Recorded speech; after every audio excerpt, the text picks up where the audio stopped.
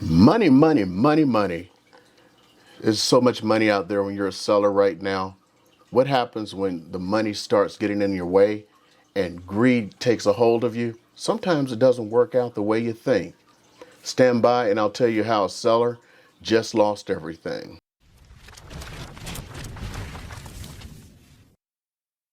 Hey, it's Eric, and today I don't have good news. I had a transaction I was supposed to close tomorrow, and I represented the buyer. And it's not because the buyer got fed up with the seller. In this day and age, when the seller thinks they can dictate everything in the world. So let's just go through this little chain of tragedy, and I can explain to you some of the things, especially as a seller and as a buyer, that you need to look out for, because it just really got bad. So I had a buyer. Now I'm going to say had, because as of this morning, the individual is no longer my buyer because he is canceled and he's found other housing situations. And it's really sad. I really enjoyed working with this individual. I mean, really enjoyed working with this individual. And everything's caused on the seller side.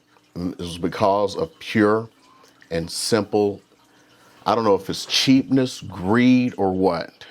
So let me go into this tale of tragedy. So we finally found a house, and you know how hard that is in this day and age. And that's what makes it so sad, to finally find a house. So we go through everything. I'm not going to lie to you. It wasn't in the greatest conditions, but my buyer didn't care. He was planning to do some work on it, and it was almost like an experiment to him. He was a very handy individual, and it was actually going to be kind of interesting to see. I almost wanted to like come by and like make some videos with him to see what he was doing, because all the stuff he was talking about he wanted to do to this house. And here's where things just really took that left turn on us.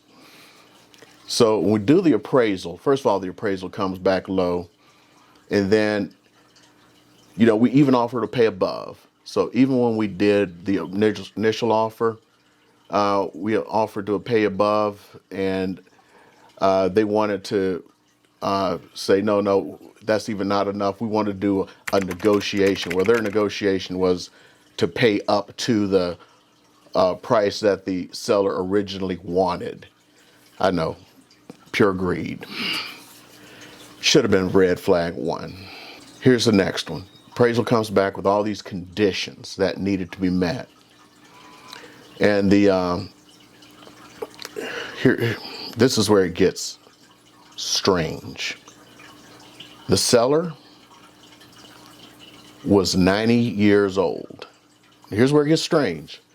The seller decided to do all of the appraisal conditions. Let me stop for a second. Appraisal condition is like a repair to a house that the appraiser says that needs to be done. So he wanted to do all the repairs himself, I'm assuming to save money. And one of the appraisal conditions is 10 years ago, he put in concrete work outside that he did himself. Now, if you're following me here, I just said he's 90 years old and he did the concrete work 10 years ago by himself when he was 80. Whoa.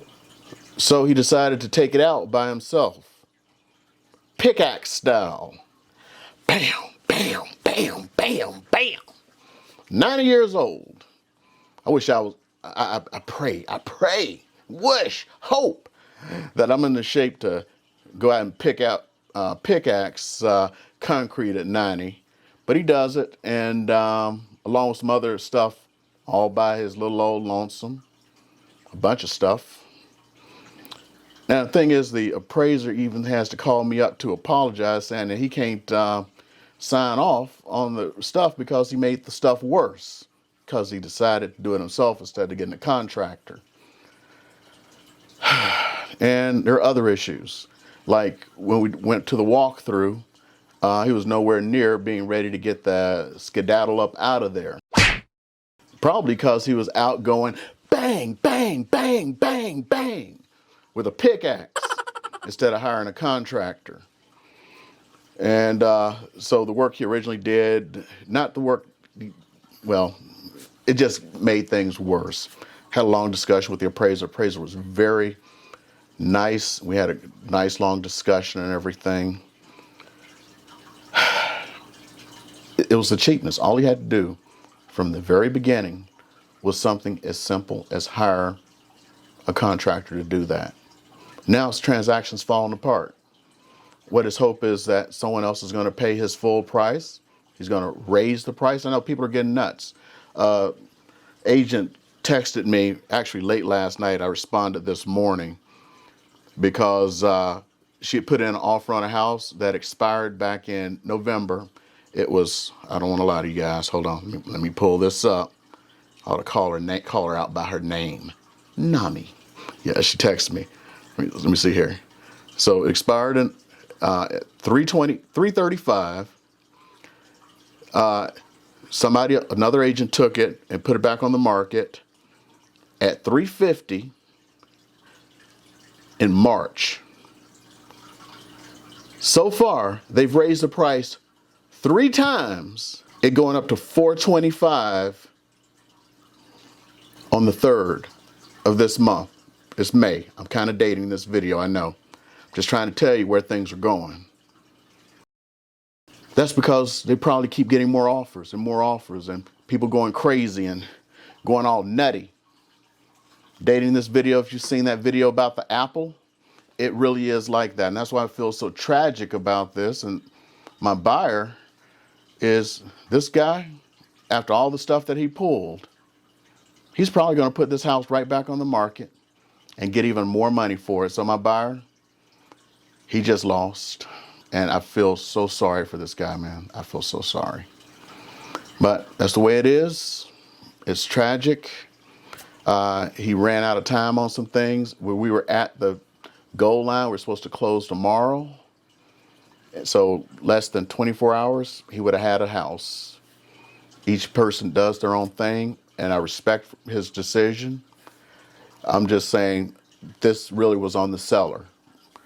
This could have closed when it was supposed to close because it was delayed, but the seller wanted to save a little money. And even without that, it still could have been saved because from the time that inspector came back and then said that they didn't approve it, there was still time because I know there was time to get a contractor in there to fix it. But you know what was happening? They're spending that time trying to find the cheapest contractor, trying to be cheap. Oh no! It was supposed to, contractor supposed to be out on Saturday. Then it was supposed to be Monday. Then it was supposed to be Tuesday. By that time, my buyer was fed up. Asked for a statement of work, what the contractor was going to be doing. Other agent never provided it to me. I guess they're figuring you're just going to buy the house because you're just going to buy it. Even when the appraisal came back bad, they're still going to bank like, when are we going to close this? They're the ones who caused it, and they're going, when are we going to close this? I never told my buyer because I didn't want to tick him off even more as far as how things were going on the other side. The other agents like emailing the title company and the bank like, can we still close on Friday? What is, I know the appraisal's bad. Can we still close on Friday? I'm like, are you kidding me? So sometimes that greed gets to you. And I'm almost thinking another thing that really got to my buyer was, remember when I said the old man couldn't get out there fast enough? There was no way he was getting out fast enough because when we went by the house, it was just a few days before we were supposed to close. And he was still moving stuff out of the house because he didn't use movers. He was trying to do it all himself instead of paying for people. Again, being cheap. And my buyer's like, how's he going to be out of here in time for us to close? And of course, starting on Saturday, the other agent's like, does your buyer want all of these things? There was like all kinds of pictures of all kinds of stuff. And I think the one that set him off was when the other agent sent pictures of like racks in the garage and said, would your client like these, and will he pay $100? And I think that may have set him off, and it kind of set me off too.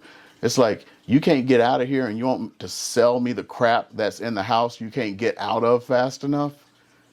You done all this stuff, you done delayed this person staying and paying to stay someplace, and you want to do this because you're being that cheap.